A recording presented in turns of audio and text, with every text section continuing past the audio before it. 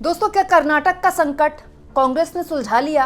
क्या डीके शिव कुमार और सिद्धरामैया के बीच हुए इस नाश्ते में जो बातचीत हुई, जो मुस्कुराहटें दोनों के चेहरे पे थी, क्या ये इस बात का संकेत है कि कांग्रेस का जो कर्नाटक का झंझट है वो सुलझ चुका है?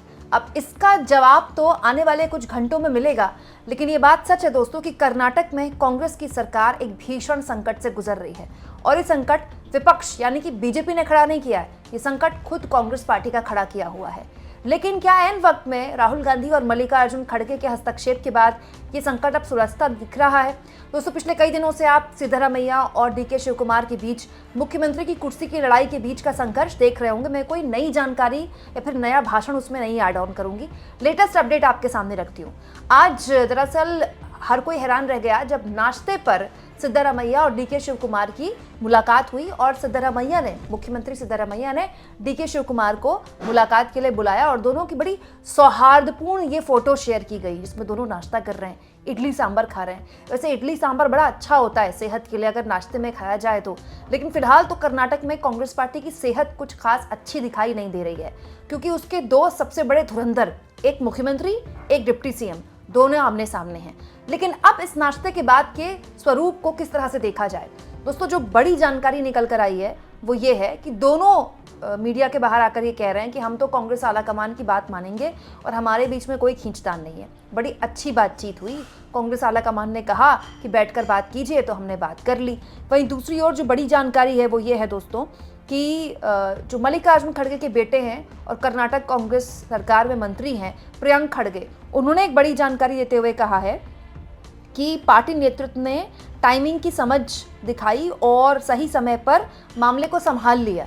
ये प्रियंक खड़गे ने बोला है। मतलब उनके कहने का मतलब ये है कि मामला संभल चुका है, मामला सलट चुका है, ठीक है। वहीं दूसरी ओर जो बड़ी जानकारी है वो ये है कि सिद्धरामैया के बेटे यतेंद्र सिद्धरामैया, उन्होंने साफ कर दिया है कि आलाकमान की तरफ से नेतृत्व परिवर्तन जैसी कोई बात नहीं बोली गई है। इसका मतलब मुख्यमंत्री की कुर्सी पर सिद्धरामैया बने रहेंगे।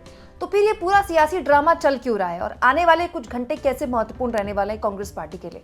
दोस्तों, बीजेपी ने कह दिया है कि वो नो कॉन्फिडेंस मोशन लेकर आने वाली कर्नाटक विधानसभा में, मतलब इस सरकार पर उसको विश्वास नहीं है, अविश्वास प्रस्ताव। क्यों? क्योंकि दो सबसे बड़े दिग्गज आपस में लड़ाई कर रहे हैं और ये बीजेपी के लिए एक मौका है कि वो या तो कांग्रेस की सरकार में अस्थिरता पैदा कर दे या फिर कांग्रेस की सरकार गिराने का प्रयास करे। और इसके लिए बीजेपी ने कुछ किया भी नहीं है, जो किया है कांग्रेस पार्टी के इन दो धुरंधरों ने किया है। दोस्तों, ऐसा सुनने में आ रहा है कि शीतकालीन सत्र से पहले, जो कि सोमवार से शुरू हो रहा है संसद का, उससे पहले सिद्धरामैया और डीके शिव कुमार दोनों को दिल्ली बुलाया जा सकता है या फिर दोनों में से किसी एक नेता को दिल्ली बुलाया जा सकता है और दोनों की राहुल गांधी और मल्लिकार्जुन खड़गे के बीच उनकी दोनों की मुलाकात होगी। मतलब चारों बैठेंगे।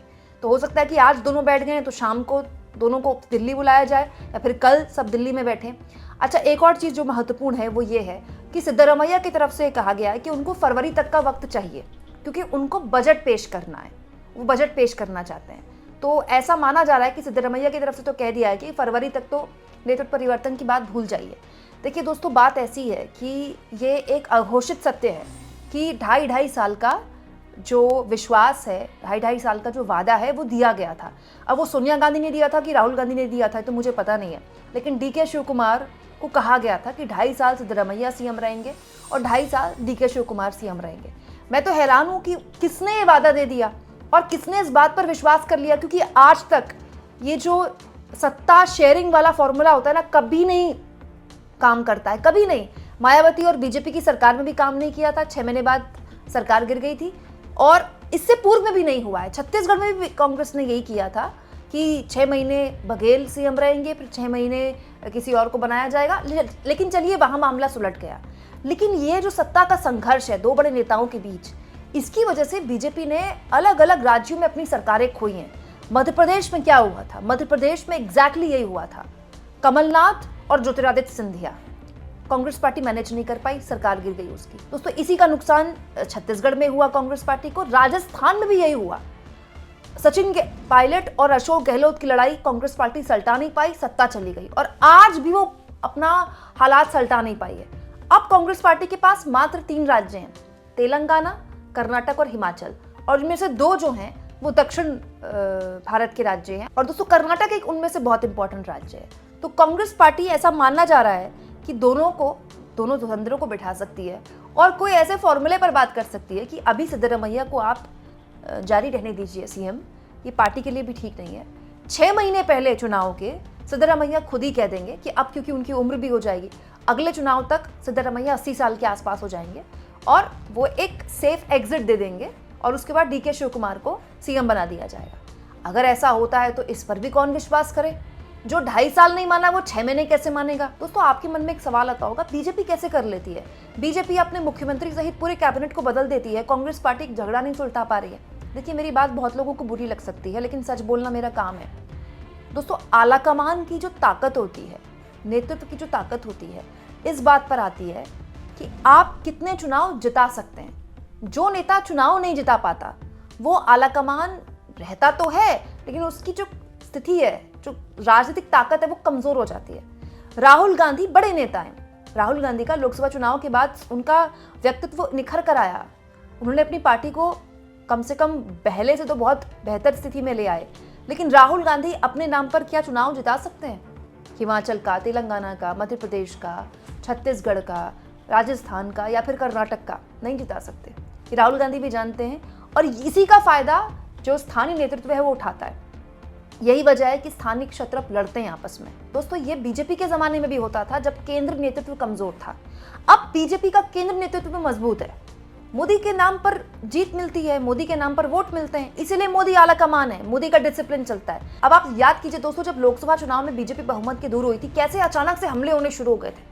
पार्टी के अंदर से नितिन गडकरी ने बोलना शुरू कर दिया, संघ ने बोलना शुरू कर दिया।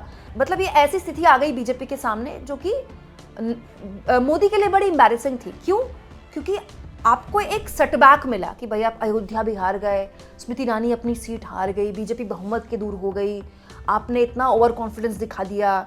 लेकिन बीजेपी ने अपने 4 राज्य जीतकर उसको बैलेंस ऑफ पावर को ठीक कर दिया। कांग्रेस पार्टी के साथ दिक्कत है कि वो बैलेंस ऑफ पावर को ठीक नहीं कर पा रही। क्यों? क्योंकि केंद्रीय आलाकमान चुनाव नहीं जिता सकता। जिस वक्त सोनिया गांधी या फिर इंदिरा गांधी चुनाव जिताने की स्थिति में थी, वो भी ऐसे ही मुख्यमंत्री बदलती थी।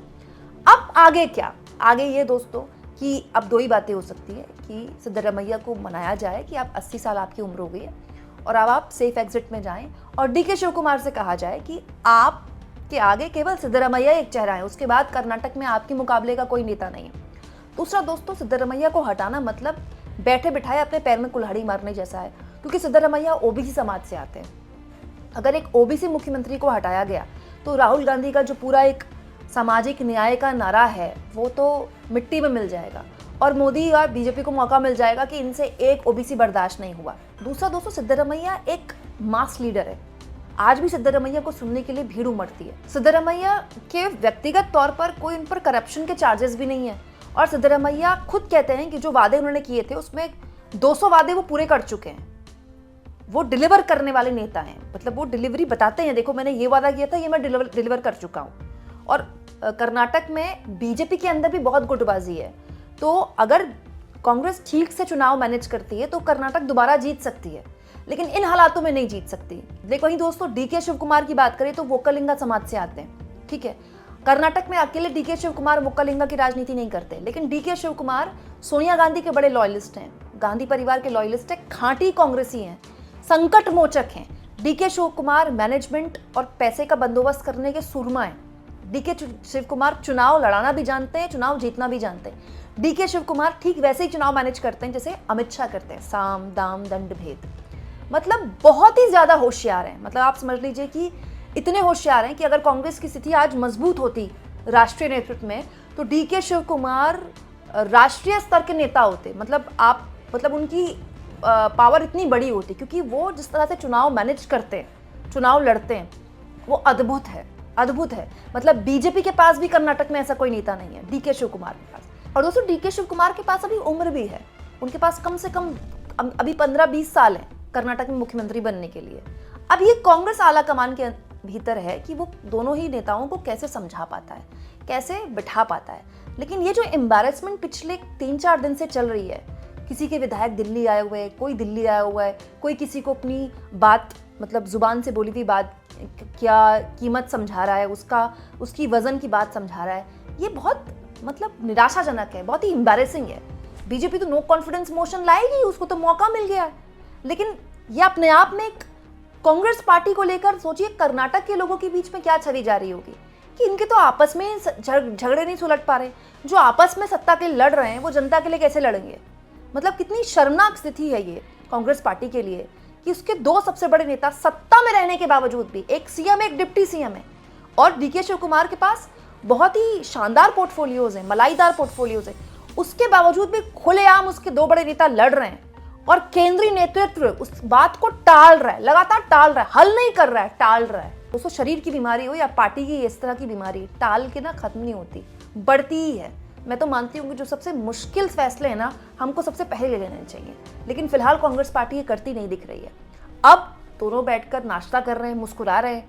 आपको क्या लगता है, क्या मामला सुलझ गया या फिर अभी ये फरवरी तक खिंच गया? कमेंट बॉक्स में ज़रूर लिखें और जितना हो सके चैनल को शेयर भी करें, सब्सक्राइब भी करें और थैंक्स और ज्वाइन के ऑप्शन से अगर आप चाहें तो कुछ आर्थिक मदद भी चैनल की ज़रूर करें।